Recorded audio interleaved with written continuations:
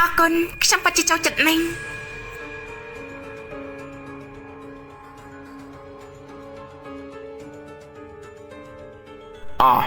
លើកមុនជួបគ្នារៀងតកកហនទេ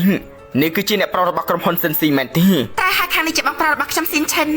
គាត់ទៅផ្ទៃមកពីបរទេសវិញពេលនេះគាត់ជាអ្នកទទួលខុសត្រូវលើគម្រោងការស៊ីនឡានសាំឯនៅទទួលភ្ញៀវទេបងទៅជួបភ្ញៀវហើយនាយកស៊ីវឆនសុំទោសផងអ្នកមកកំពុងតែសម្រាប់នៅឡើយទេត្រូវការឲ្យខ្ញុំទៅហៅគាត់ដែរទេមិនបាច់ទេបើអគ្គនាយកនៅសម្រាប់នោះអញ្ចឹងពួកយើងទៅសិនហើយចាំសុំចេញមិនបានចូលដំណើរទេអ្នកម៉ាសៀងគ្រូពេទ្យបាននិយាយហើយញ៉ាំថ្នាំអាឡែកស៊ីច្រើនពេកមិនល្អជាមួយសុខភាពទេម៉ាក់មិនចាំបាច់បារម្ភទេខ្ញុំដឹងហើយដើម្បីសម្រេចផែនការរបស់ខ្ញុំដែលត្រៀមមកយូរយ៉ាងនេះការលែកបានបន្តិចបន្តួចនេះមិនអីទេការវាការទទួលបានជោគជ័យហើយ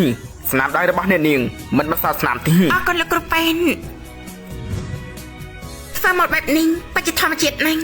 ខ្ញុំចង់ឲ្យធ្វើមកទឹករលកបន្តិច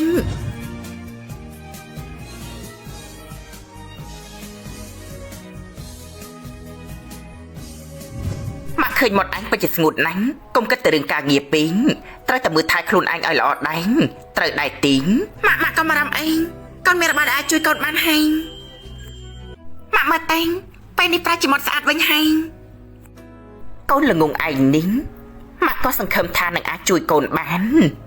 កូនមិនអាចភ្លេចបានព្រះបានប្រទាននិស្ស័យដល់ម៉ែកូនពួកយើងដែរអគ្គនាយកភ្នូររបស់អ្នកនាងបានធ្វើតាមពាក្យបណ្ដាំរបស់គាត់មុនពេលស្លាប់បានមកចូលនៅបរទេសហើយអ្នកមីងកុំកាត់ខ្លីអី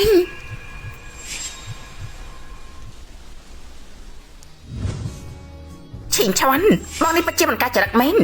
ទោះបីជានាងមិនមែនជាស៊ូស៊ូបងក៏មិនបាច់តាមមើលនាងដល់មិនដាច់ពីភ្នែកដែរនេះនាងនិយាយប្រដេះប្រដាស់ស្អីនឹងថាទៅបើខ្ញុំកែខ្លួនមែននាងគិតថានាងអាចជាជនទី3មិននឹងអាចចូលផ្ទះខ្ញុំបានទេខ្ញុំឃើញថានាងយូរទៅកាន់តែមាយាទៅហើយនេះខ្ញុំមិនដល់ស្លាប់ជាតិថ្មីបានឲ្យខ្ញុំម្ដងទៀតនៅចំពោះមុខប្តីនឹងស្រីជនទី3បងនេះក៏មិនរំអី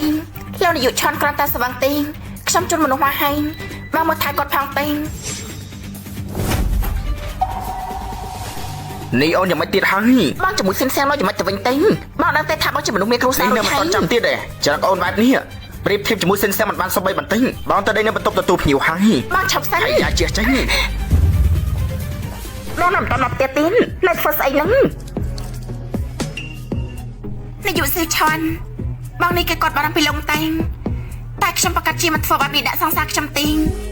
ប្រហែលជាសង្សារខុសពីប្តីប្រពន្ធទេចាំសង្សារនាងប្រកាសជាមានសុភមង្គលណាស់ហើយខ្ញុំក៏គ្រាន់តែនិយាយនឹងឯងម៉ាក់ខ្ញុំក៏តាំងរឹងជាមួយខ្ញុំនេះខ្ញុំមិនទាន់ដែរមានសង្សារទេនាយកស៊ីឆាន់ខ្ញុំជន់លោកទៅផ្ទះទៅចាស់មិនចាំបងស្រីប្រកាសជាបារម្ភហើយថ្ងៃក្រោយហៅខ្ញុំថាឈិញឈន់តិចចោះហើយនាយកស៊ីឆាន់ផ្លូវការពេកហើយឈិញឈន់